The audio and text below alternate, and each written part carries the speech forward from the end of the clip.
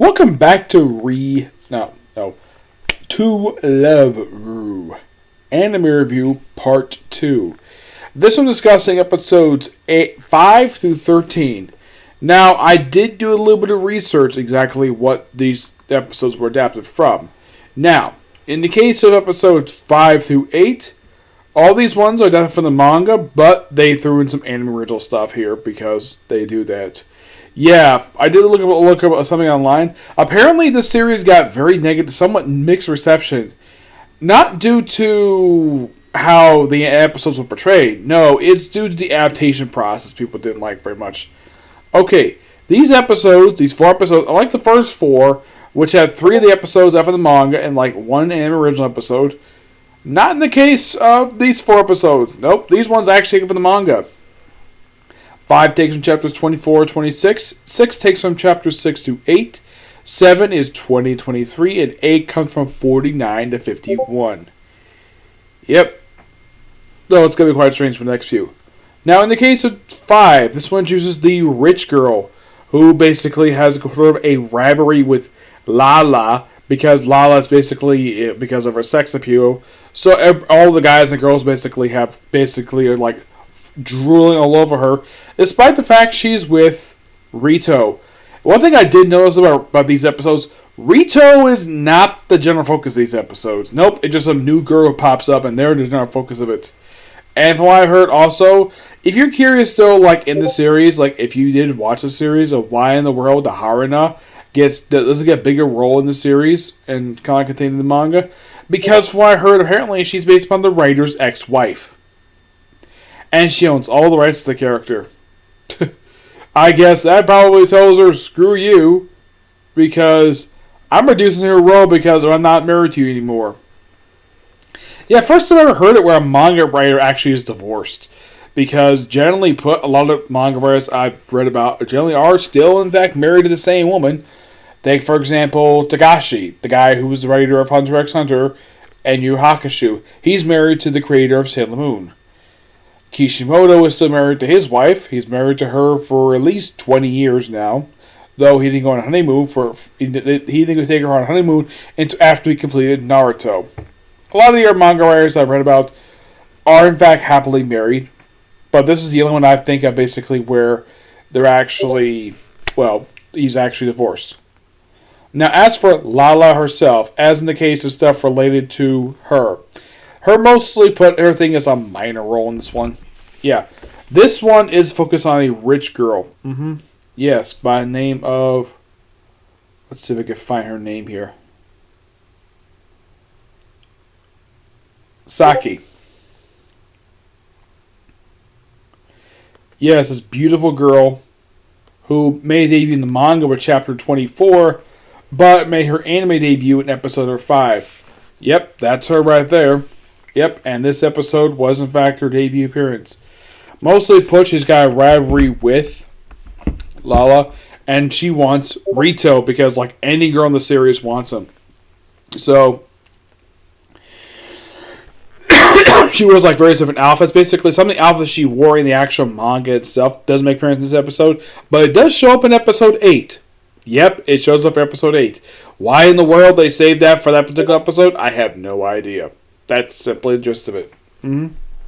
Yep. And even challenges Lala to a contest, which she doesn't show up for. For that fact, she doesn't want much about anyway because she's a ditz. And, of course, her clothes disappear because of a device that Lala has. And that segment ended with the principal chasing after. That was not anime original. That actually did happen in the manga. But mostly put, her debut, is the same as the manga. Like, it's like for 24, they just took from the first few pages and just did a bunch of anime original stuff with it. The ending bit basically is just, that she just basically tries to break into Rito's house.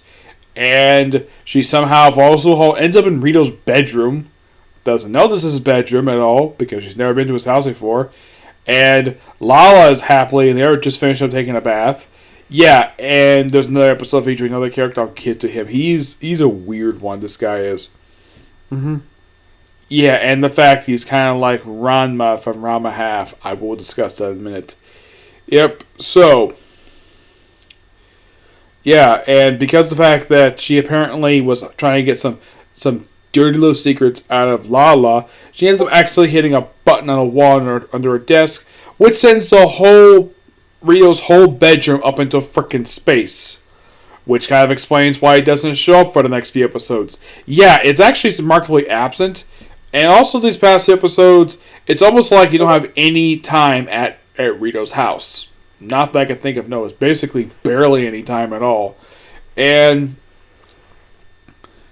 yep, and when she's saved by Lala, who goes to her space outfit, does save her, accidentally drops her, but somehow she still lives, and apparently her clothes have been eaten by her dog, which starts eating up clothing because he likes clothing. That's simple, just a bit. Yep, that's the thing with that one. Episode number... If I can get to the damn thing. These notifications are really starting on me. Okay, yes. Episode number 6. This actually takes from chapters that were actually skipped over from episode 3. Yes, believe it or not, they actually skipped over like 3 chapters. Like, you probably think, wow, they dubbed like 4 chapters. Like, what about 6 to 8? They dubbed it here, but they actually made a change here. Now, the alien assassin, he is from the manga. This is true.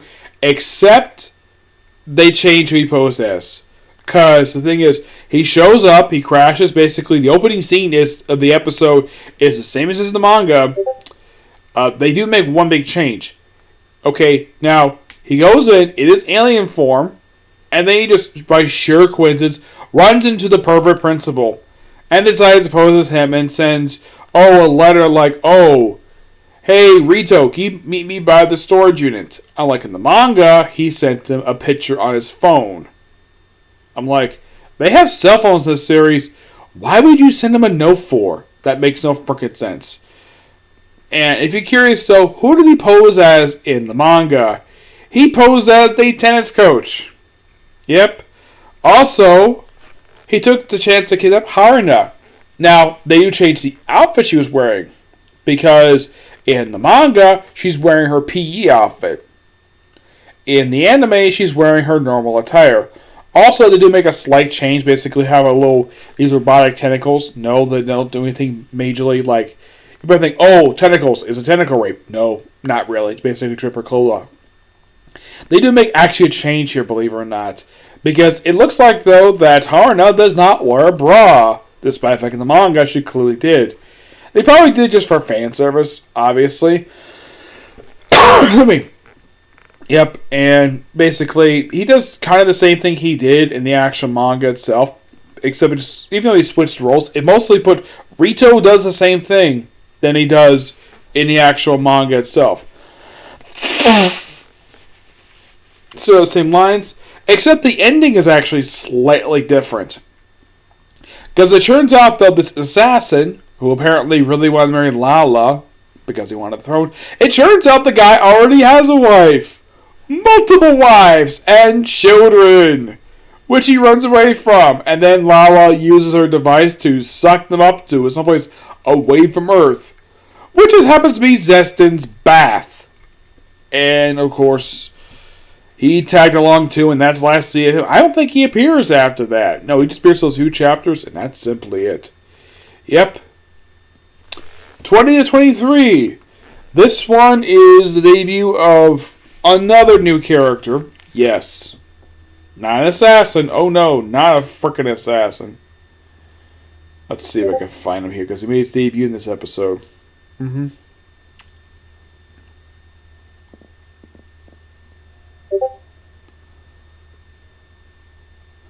Well, first you have basically this woman. Yes. Who actually made a debut a little bit early in the manga. Yeah. In the manga, this character appeared from chapter 42, and yet she appeared in episode 7. Mostly put, they had the debut of this guy here. Ren Ensajawa. He made his debut in chapter 20, and he's voiced by Greg Ayers. His female counterpart is voiced by Kristen Kelly.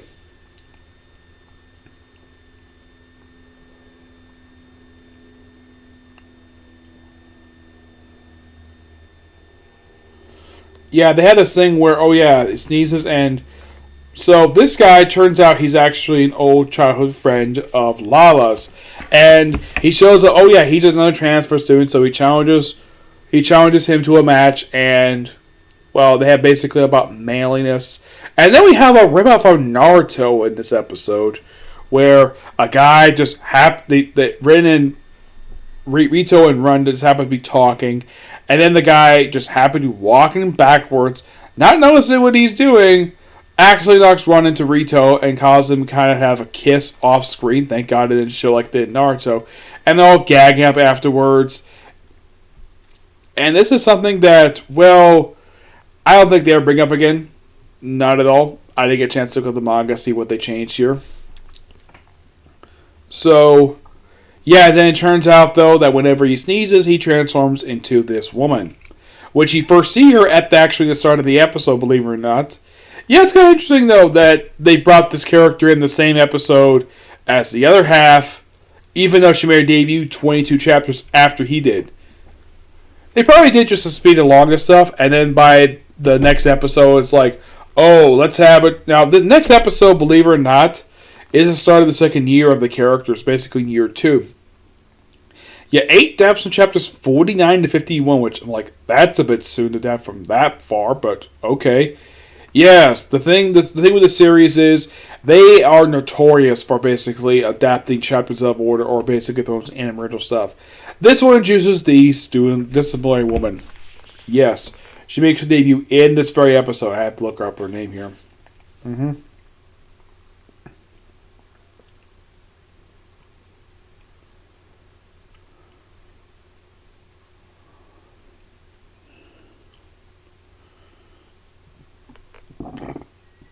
Excuse me.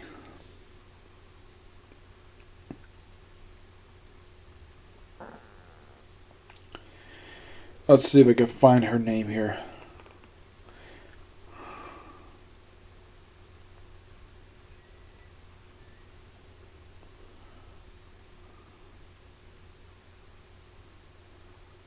Kadawa Yui.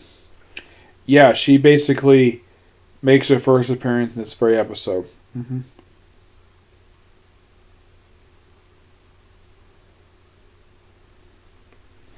Yes. Now, who voices this woman?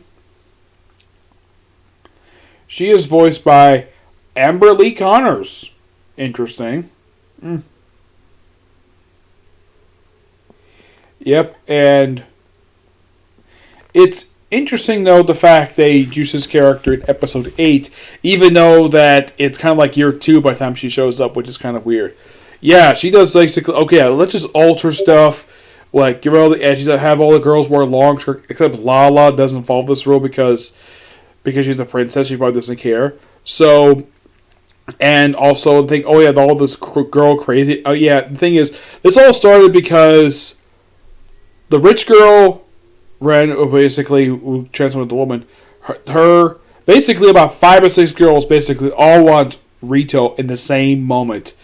And he's like, okay, stop this, and just basically blackmails the principal to issue a very stupid punishment for him, even though he did nothing wrong.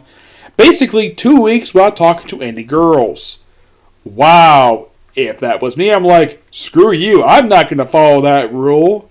And I'll probably stand up there and say, your rules are stupid, and I'm not going to follow them. I don't care. That's just me. Also, if I was that perverted principal, if I was in his place, and basically that if this same particular person told me to basically ban this, suspend it for 2 weeks from basically talking to girls, I'd be like, that's stupid. I'm not going to do that at all. Oh, and by the way, if you want this with people, fine. But your methods are dumb. Yep. And it looks like by the end of it, even though he's basically kind of suffering due to some kind of depression, and he apparently can't talk to anybody, which is kind of dumb. So he has to wear this stupid sign around. Look how he's able to basically, try and go home, and he just happens to come across a little girl, helps with mother, and it kind of looks like, though, she's kind of falling for him. That's what's implied here. And then, of course, well, then this comes about basically using a device, a magnetic device, where Howard at the start of the episode saw him in his underwear, which I thought that was kind of funny. And she's embarrassed by it, so what does she do? She slaps him. I'm like, okay, does he have his dick out? No. It's just basically toilet humor. Yeah. And then, of course, the same thing about toward the end of the episode, just to get the whole thing. And, of course, the suspension is lifted, and pretty much everything's back normal by the end of the episode. Yep.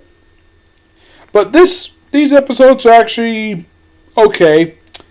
I mean, I still enjoy watching them, and I can't wait for the next set of episodes. Yes, though in the case of the next one, because these episodes are not exactly like multi-parters, I'm actually going to have the next one discuss the next 5 episodes of the series, episodes 9 and 13. This one just discusses just 5 through 8. So I will, in fact, take time to look up and see exactly what was changed. But the animated stuff is fine. Don't have a really big problem with it at all. I mean, I wasn't reading the series at the time. I mean, the series came out roughly 10 years ago, and I wasn't reading at that point. I mean, at that point, the only manga I had read at that point was just Dragon Ball Z and Yu-Gi-Oh! That's it. That's the only 2 manga I read. Since then, I've basically read a boatload of manga. Yep. And, well, that's pretty much it. Yeah, not much else to say these episodes. They're okay. They're okay. They're not terrible. Just that, the series gets a lot weirder after this. Seems like, start with there's not many episodes after this one, basically, down for the manga. It's 1, 2, 3, 4, 5, 6, 7, 8. I'd say about 9 other meaning, 18 episodes are, in fact, adapted from the manga. 20 technically isn't. It's an omake. That's simply what it is. But I have heard that Motto, the series that comes after this one follows the manga a lot more closely, though it does random chapters. I probably look it up myself because the website I looked up didn't give exactly what I wanted when it comes to this thing. Yep. But not much else to say about To Love Ru for now. I will probably get time to do another video tonight. It's possible. Yep. So yeah, that's a particular review. My next review will be a comic corner. And then a comic book history. Yep. See you next video. Bye.